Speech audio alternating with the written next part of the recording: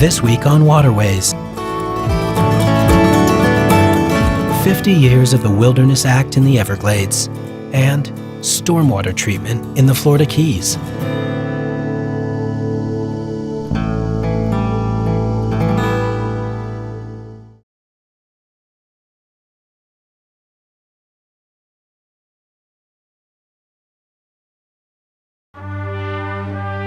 True leadership must provide for the next decade and not merely the next day. And that is the kind of leadership that this Congress is providing.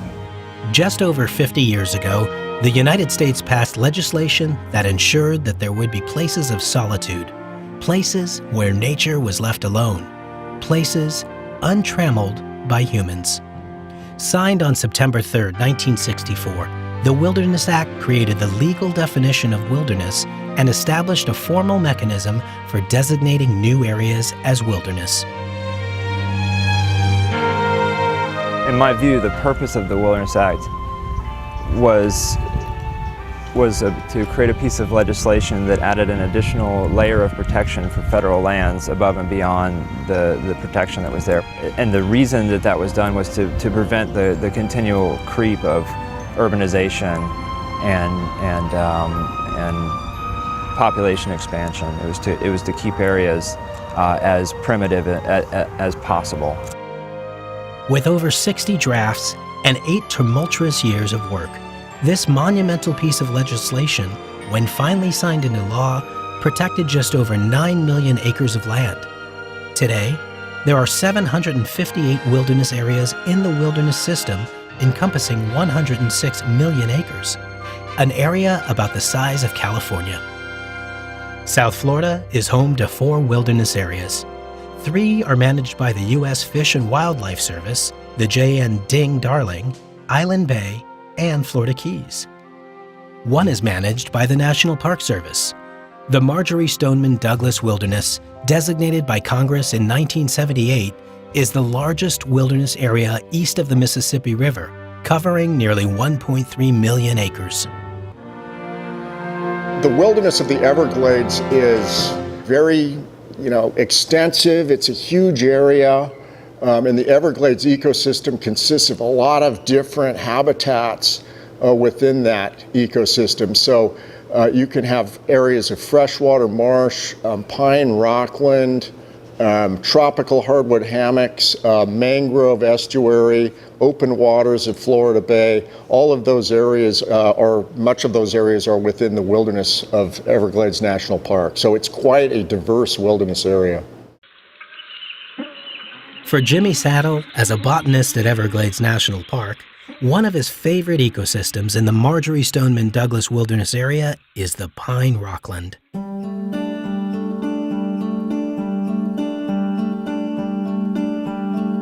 The biggest draw to me to this area is the plant life. There are plants here that you don't find anywhere else in Everglades National Park. There are a lot of rare species that may occur in a couple other places in Dade County, but nowhere else in the country. But it's also the complete lack of any signs of humanity and any noises from humanity, with the occasional airplane maybe, but really there's nothing else out here but sounds of nature and the wind in the trees, birds. It's just, it's really a great way to decompress.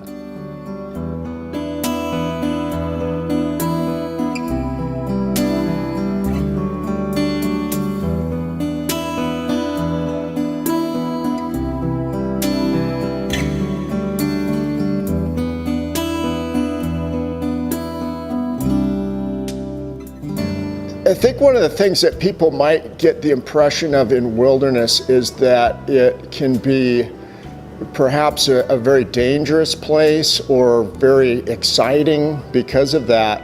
But in actuality, wilderness can be a very, relaxing, refreshing, rejuvenating kind of experience. Although most of Everglades National Park, nearly 87% of it, is designated wilderness, the park's developed areas and visitor facilities, such as visitor centers, campgrounds, the main park road, wayside exhibits, as well as most trails, lie just outside of that wilderness boundary. You know, one of the great things about getting into wilderness, a lot of people think that it's going to require this very complicated and time-consuming process, but one thing I've found is that from along the main park road in Everglades National Park, you can either walk or paddle a canoe and get into a wilderness area within literally 5 or 10 minutes, and suddenly you're out of the sight of lots of people, car traffic, noise. So it can actually be a fairly easy thing to do. It doesn't have to be difficult.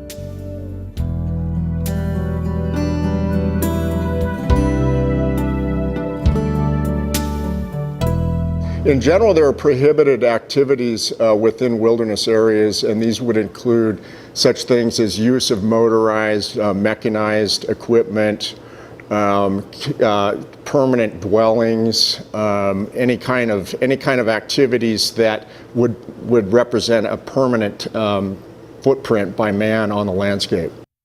Most types of outdoor recreation are allowed in wilderness, except those needing mechanical transport or motorized equipment, such as motorboats, cars, trucks, off-road vehicles, bicycles, and snowmobiles. However, there are some exceptions. In Everglades, motorboats are allowed in the park's marine areas, where the wilderness is submerged and doesn't include the water column. It may seem a contradiction to be using a motorboat in a wilderness area, but in some cases, the water column is exempt from wilderness, and the bay bottom is designated wilderness. This is to allow access into these areas where otherwise people would not be able to have the wildlife experience.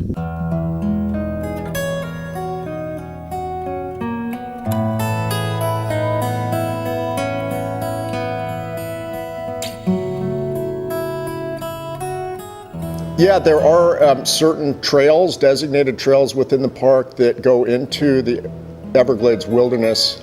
That would include the 9 Mile Pond Canoe Trail, about 12 miles north of Flamingo along the main park road.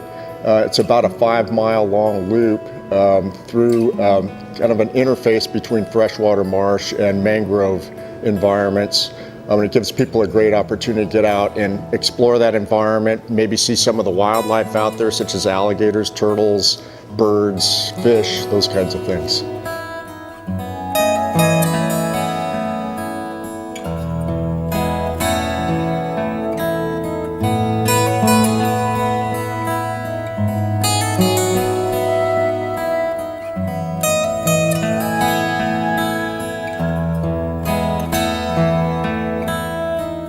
Another great place in the park for viewing wildlife that falls within the Marjorie Stoneman Douglas Wilderness is nearby Westlake.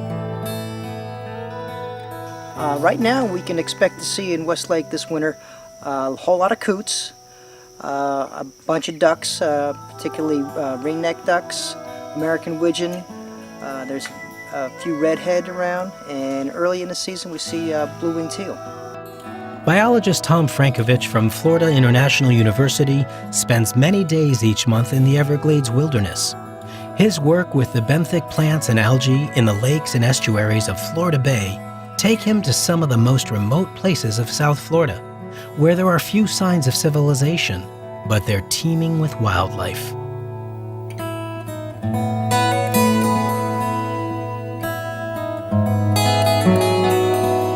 When you come out in the wilderness, take some time, besides looking up and around you, look down into the water column and look down at the benthic vegetation that you may have growing down there. It's a whole different ecosystem within these benthic vegetation beds.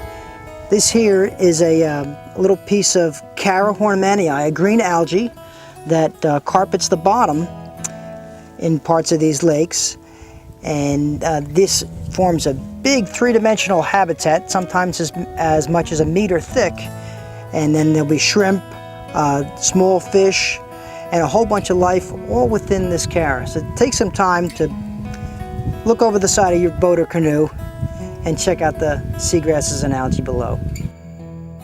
Wilderness for some may be a faraway, romantic, abstract notion. They are happy just to know it exists. For others, it is a place for refuge, a place to find peace. One thing is for sure, wilderness is a place for plants and animals to live and flourish as they did long ago. In Everglades wilderness, wading birds can successfully forage without the threat of being hunted for their plumes, and panthers can roam without the dangers of speeding cars. While it is essential to set aside areas untrammeled by people, where natural forces predominate, it is also essential that some wilderness areas bear somewhat accessible to the public who support their existence.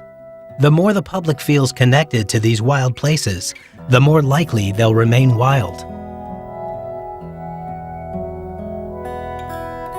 So there is kind of a balance between the purest beliefs in wilderness that would be entail areas that are completely undeveloped by people, and say just a little bit of human activity, such as the maintenance of a trail into a wilderness area that allows them a little bit more, slightly more comfortable and easy access into these areas.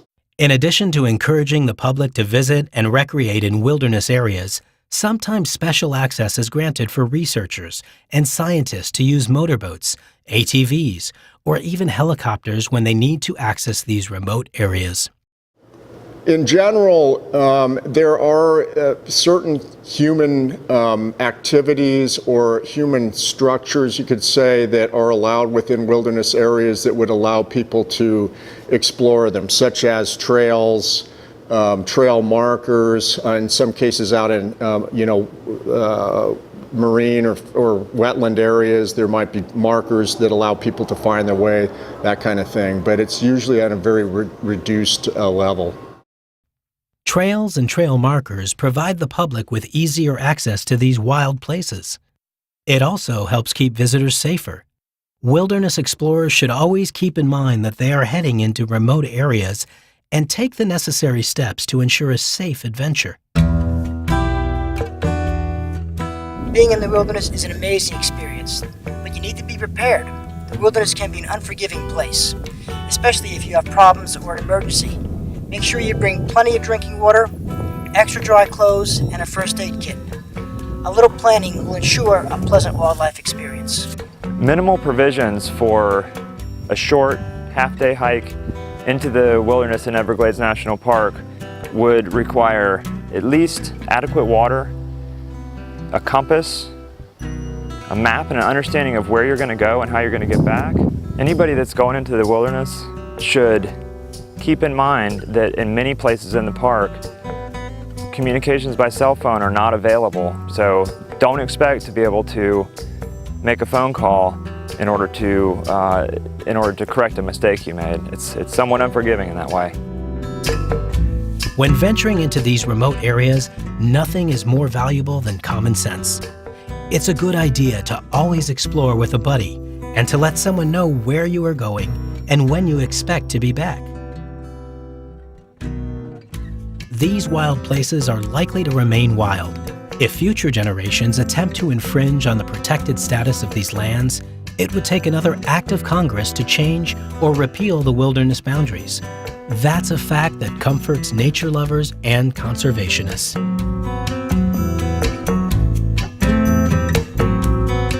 I find that when I'm out in wilderness, I'm not necessarily always looking for things to see or even do out there. I'm just kind of walking.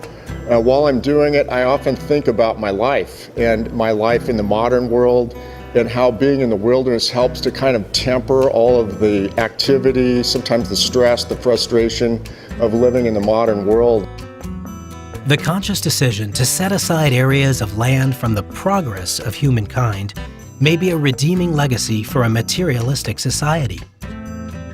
On some level, we all recognize the importance of preserving these natural areas, these special places. 50 years ago, when President Johnson signed the Wilderness Act, he made a statement that reverberates through Everglades mangrove marshes, across the wooded pinelands, and into the pale sawgrass prairies. If future generations are to remember us with gratitude rather than contempt, we must leave them a glimpse of the world as it was in the beginning, not just after we got through with it.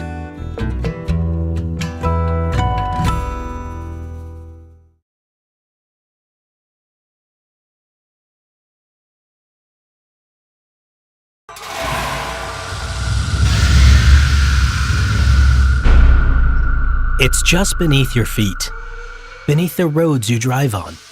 You rarely pay any attention to it. But when there are heavy rains, you notice. Stormwater.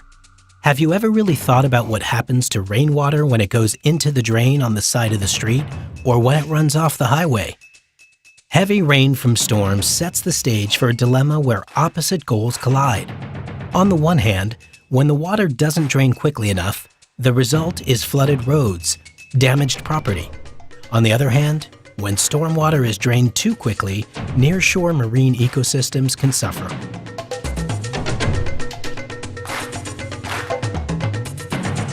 And EPA did some analysis of land-based discharges in the Keys, and they estimated that at least 20% of the nitrogen loading in land-based discharges comes from stormwater, and about 45% of the phosphorus loading is attributed to stormwater. So that was definitely one of the factors that indicated that we needed to work to prevent and improve stormwater runoff.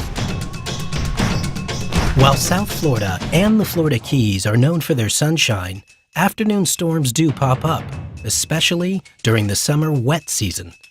The storms don't stay for long, but when the rain does come, it often comes in torrential bursts. Rain collects debris, oils, nutrients, and other contaminants when it hits the impenetrable surfaces of roads, driveways, and walkways.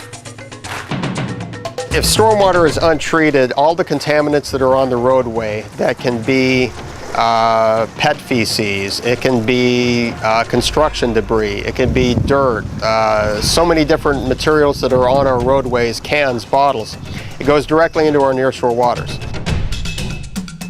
In the Florida Keys, a lot of the stormwater used to go directly through outfalls or pipes without any treatment for pollution. Drains would direct this water into pipes under the road, and those pipes just dumped the rainwater and whatever was being carried with it directly into nearshore waters. It was obvious to the locals in the Florida Keys that this was contributing to the pollution of nearshore waters, and it was obvious to government agencies that something needed to be done about it. But there was also another pressing issue that needed attention: sewer upgrades. And it made sense to tackle both of these problems at once. Back in 1999, the city had a very leaky sewer system. We had a lot of areas of untreated stormwater, and we had beach advisories that were posted all over the Keys. In the ensuing decade, Florida Keys communities built new and repaired old central sewer processing facilities, and residents began upgrading the lateral sewer lines that connected their homes to the main line. Fortunately, while upgrading the wastewater facilities, community planners were also looking at ways to improve rainwater treatment, removing pollutants and debris from stormwater before it entered the surrounding environment. What the city did, I think, was innovative in the sense that it was putting in a sewer system, knew that it needed to deal with stormwater issues at the same time, and basically built a sewer system and underlaid that system with a stormwater system at the same time. The city of Marathon tackled the two issues with one major public works project, saving the city effort and money. And while city and county municipalities are responsible for some of the streets in the jurisdiction, the state of Florida and Monroe County Department of Transportation are responsible for many of the main roads in the Keys, including US 1. And North and South Roosevelt Boulevards in Key West. Recently on Key West North Roosevelt Boulevard, arguably the busiest road in Key West, the Florida DOT installed state-of-the-art processing boxes that should help alleviate stormwater pollution of nearshore waters. Just down the street, Key West Utilities Manager Jay Guin observes his team cleaning out these baffle boxes that collect sediment and debris at the stormwater grates. 5 full-time workers and 2 specially outfitted trucks are at the heart of Key West's stormwater program, performing maintenance on 1,170 catch basins, 75 shallow wells, 121 deep gravity injection wells, and 138 sediment traps. We utilize the Vector trucks both to bring the water level down in the drainage system, and then the drains, the various inlets have trash guards that we remove any cans, bottles, cigarette butts, other contaminants that get in there from the system, and those are processed and hauled out as solid waste. And we also clean the baffle boxes to get out all of those sediments to help protect our nearshore waters. There have already been signs that some of the work that's going on, especially in Key West, with the reduction of the outfalls and the implementation of injection wells and stormwater treatment, that may be reducing, some of the frequency of the beach closings in Key West. The stormwater flow that was used to go to beaches, through stormwater outfalls without treatment, much of that is now going to baffle boxes that provide retention and treatment before it's discharged into injection wells. So that is definitely a positive sign. So if so much progress has been made with the stormwater systems, then why do residents of Key West and the Florida Keys still experience flooded streets after heavy rains? Well, one of the challenges in treating stormwater in the Keys compared with other areas of the country is because of our very low elevation, it makes it challenging in a lot of the different neighborhoods in the city. Areas where you could have a gravity system don't function in areas where you have a high water table that is so close to the surface of the roadway. So if you get heavy storms during times where the tides are very high, it is going to be very difficult to mitigate the effects of flooding. Controlling flooding at high tide in Key West during raging rains is difficult, but Jay and his team are always finding ways to improve conditions on the streets. Many of the city's newest projects are designed to alleviate flooding conditions on Duval and Front Streets. A new outfall and larger storm drains on Duval will help remove rainwater more quickly from the roads. A new emergency outfall will be installed for the Simonton Beach area that will operate when flooding threatens property and poses a significant public safety hazard. In addition to controlling flooding, these outfalls will also have a trash screen, trash guards at the inlets, and a vortex unit to extract pollutants from the runoff. At this time, a lot of these projects are being implemented. They're in the process of construction, implementation, and it is expected by 2020 a lot of these projects will be completed. By the end of the implementation, we should expect to see better water quality, a reduced frequency of algal blooms, more water quality in terms of water clarity, and less turbidity. While there is still much to be done, progress is being made by community governments. Recently, both the City of Marathon and the City of Key West won awards from the state of Florida for their work on upgrading the stormwater and wastewater systems. However, combating the negative effects of storm runoff on nearshore waters is not just a job for local governments. Everyone can do their part. People can do things as basic as clean up after your pet. Don't just leave it in the street where it can go into the storm sewer. If you're washing your car, wash it on your yard instead of on the street where all the soaps and chemicals get into the storm drain.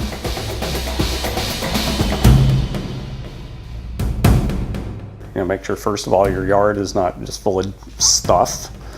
Clean up your yard, keep it maintained.